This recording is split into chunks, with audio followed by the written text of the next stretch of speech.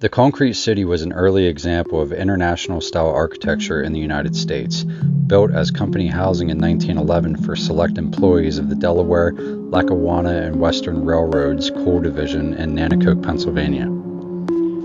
It was eventually taken over by the Glen Alden Coal Company, who, uninterested in paying for the required improvements and unable to demolish it due to its robust construction, abandoned the property in 1924.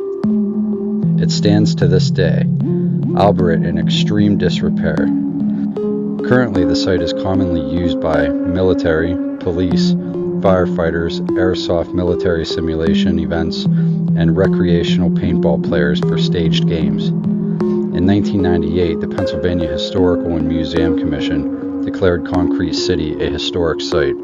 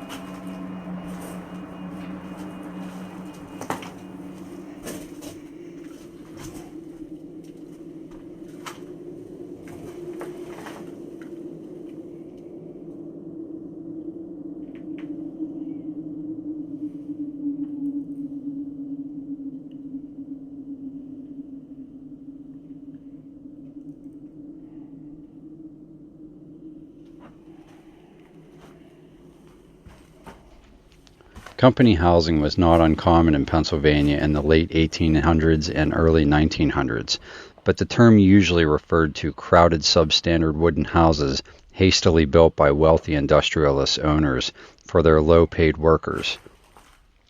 The Pennsylvania Railroad was notorious for its inferior company housing, and many new immigrants and American-born laborers came home from grueling 12-hour shifts to poorly built homes.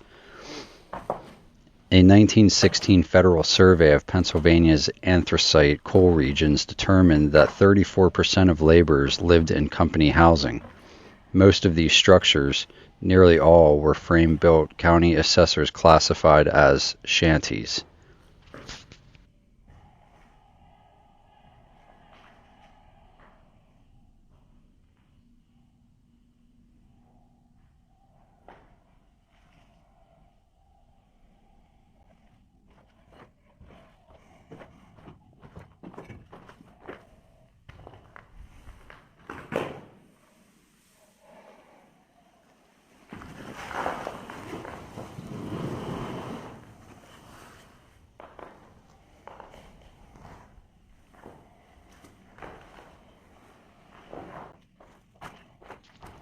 Concrete City was built in 1911 to house only a select few of DL&W's employees.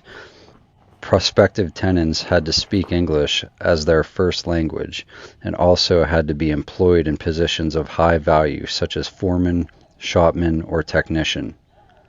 The grandly named Concrete City was in actuality a square of 20 double houses.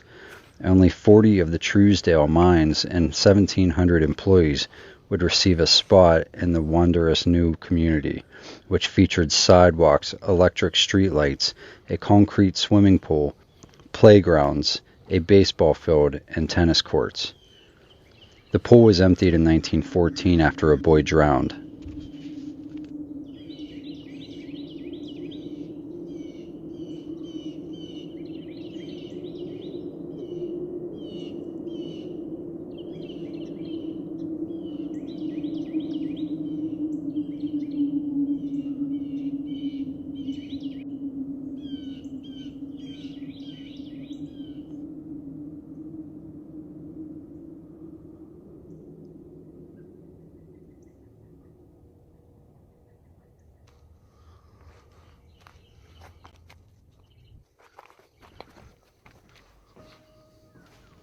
To build this cutting-edge residential complex, the DL&W hauled in materials on railroad track built around the construction site and mixed the components sand, cement, and cinders on flat cars. An innovative system of portable hinged steel molds designed and patented by the New York firm of Reed and Merrill allowed the company to build an entire two-family house in a single day. Each house, rented for $8 per month, and had several rooms, living room, dining room, and kitchen downstairs, with 4 bedrooms above. A coal stove between the living room and dining rooms provided heat, as did coal cook stove in the kitchen. Concrete outhouses complete with coal bins were located in the rear of each house. Social expectations were amplified, if not required, by E. Loomis Company president in 1913, contended that the model surroundings were just the reward of the company's workers and assured the health and safety of its employees above ground, conveniently ignoring the thousands of employees who had no hope of securing such rewards. The Concrete City homes, however, never lived up to the hopes of their builders, although the engineers had added coal cinders and crude oil to the building material to inhibit moisture absorption. The interior walls dripped with condensation. One former resident recalled that her father's t-shirts froze in an upstairs closet during the wintertime, and her mother had to iron them every morning just so he could put them on. By 1920, paint and plaster were peeling from the walls. By 1924, a mere 11 years after its construction, Concrete City was abandoned. Demolition of the so-called Garden City was halted after the new owners, Glen Alden Coal Company, discovered that the implosion of 100 sticks of dynamite in one of the buildings had little impact.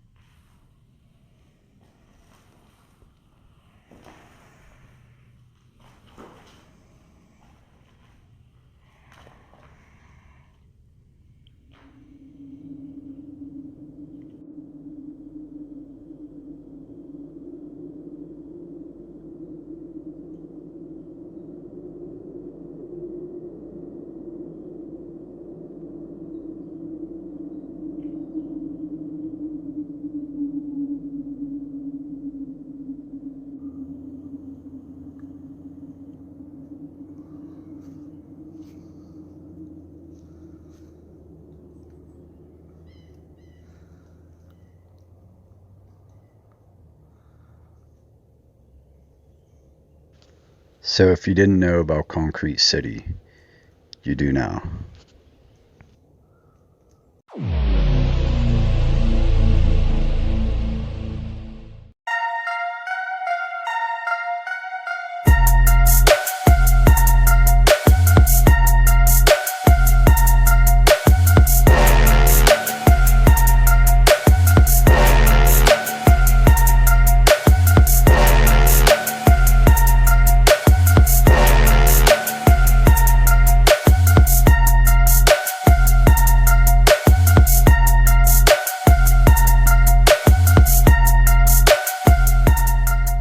Check it out, man. I mean, this merch is like really sick. Check me out, bro.